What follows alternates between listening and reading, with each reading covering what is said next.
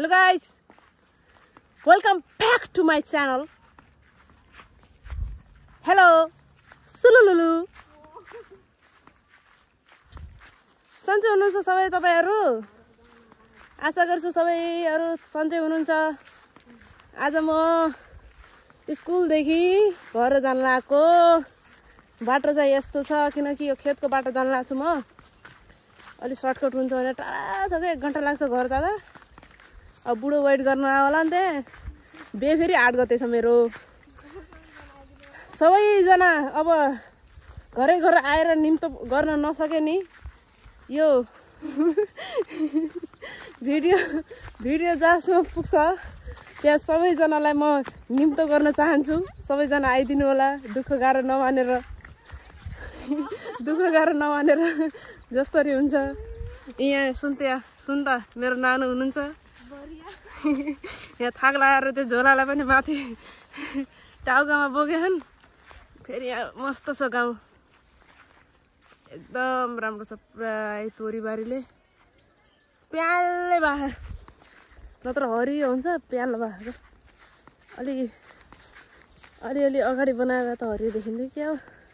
यो फुलिसकेपछि भ्लग बनाउन लाग्छु।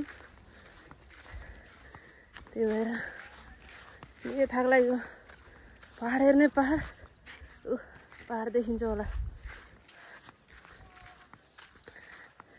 बाटो यस्तो छ यो बाटो। उता माथि पुग्नु पर्ने छ किनभने बेको तयारी गर्नुपर्ने छ। यहाँबाट गएर दुबो एटादेखि दुबोको माला बनाउनु पर्ने छ। कहाँबाट ल्याउने होला दुबो? तपाईँको गाउँतिर छ कि यसो सम्पर्क राख्नु होला।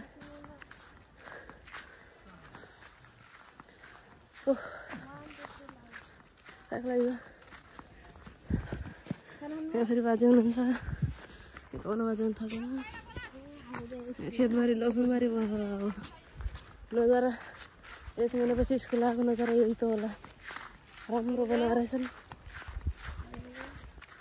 यहाँ फेरि साथीसँग कुरा गर्न लाग्ने। मोबाइल कहाँ छ मेरो? मोबाइल पनि नदेखाएर त्यहाँ चोरी होला भन्ने जस्तो रे।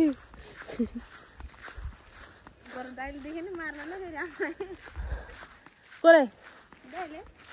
दाइले देखि के भने दाइ के भन्नुहुन्न। आफै पायो त आफै के अरे कुरा गर्ने होला हुन्। यो फेरि हाम्रो धनकला कठायत जीको घर हो। साथी आजकल चाहिँ खै कता पर्छन् थाहा भएन। कन्ट्याक्ट विहीन वाहन। रुखले घर देखिन्न। त्यही त धनकला कठायतको घर भने। यहाँ फेरि रुखले देखिने लागेन। अरू चाहिँ देखियो। मेहनती मान्छे छन् यहाँ।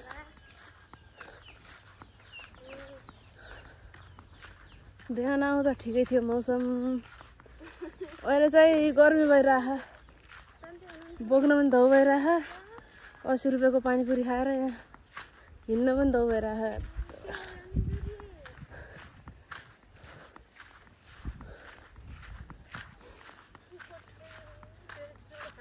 के छ हो हालखबर? यसो ट्राई गर भनेको बोल्नु पनि नआउँदो रहेछ मलाई त। ओको फेरि खै कसको घर बनाउला।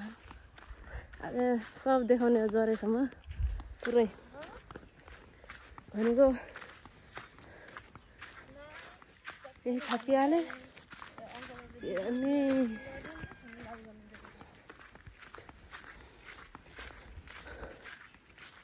गाउँ देखाइदिउँ।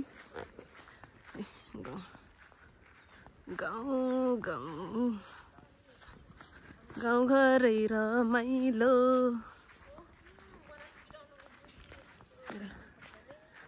मस्त फुलहरू छन् यहाँ। फुलहरू के थुप्रै सबै छन्। बाख्रा अघि आउँदाखेरि बिहान आउँदाखेरि यहाँ पुरै पानी भर्न लाग्थ्यो। भर्न लाग्थ्यो भन्छ र गहुँ चार्न लाग्थेँ।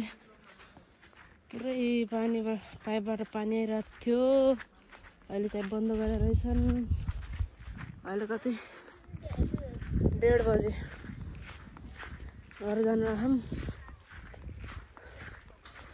2 बजे पुग्छ मलाई घर टाइम पनि भसक्क लाग्छ नि हो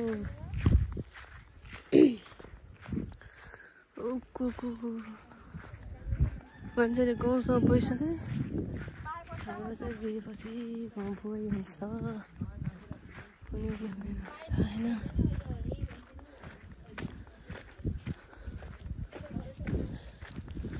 मान्छेहरू यहाँ भर्खरै पानी सारे जस्तो छ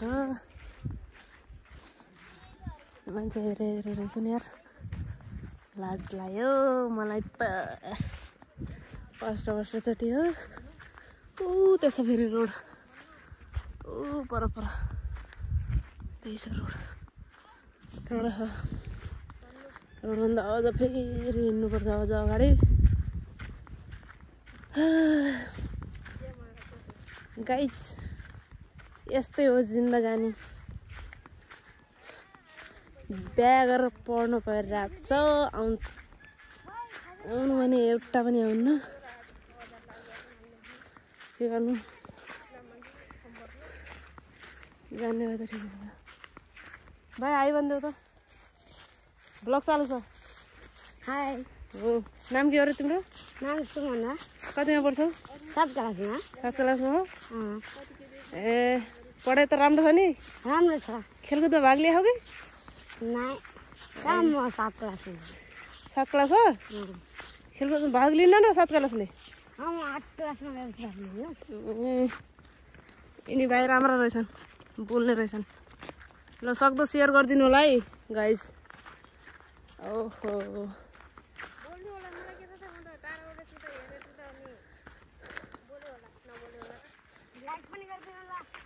share, like, comment, subscribe my YouTube channel. हो हिमा विश्वकर्मा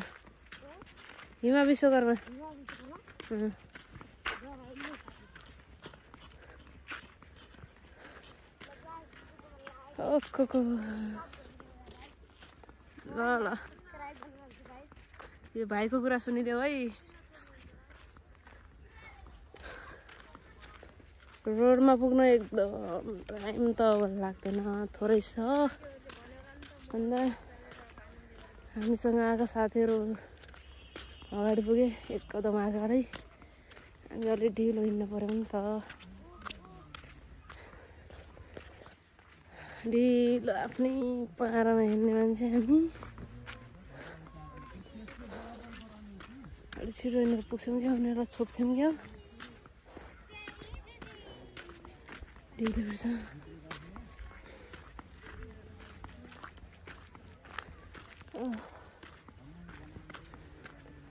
कोसँग बोल्ने हो क्या एक्लै किन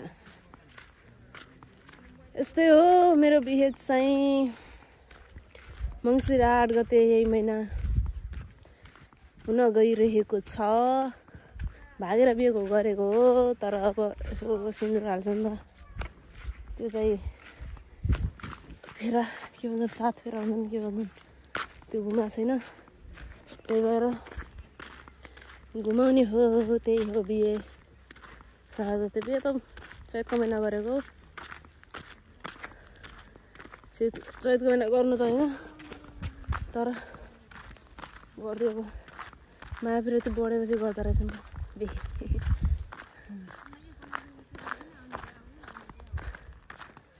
ल अब अर्को ब्लगमा भेटौँला अहिलेको लागि त बिदा माग्छौँ हिँड्न पनि गाह्रो भइगयो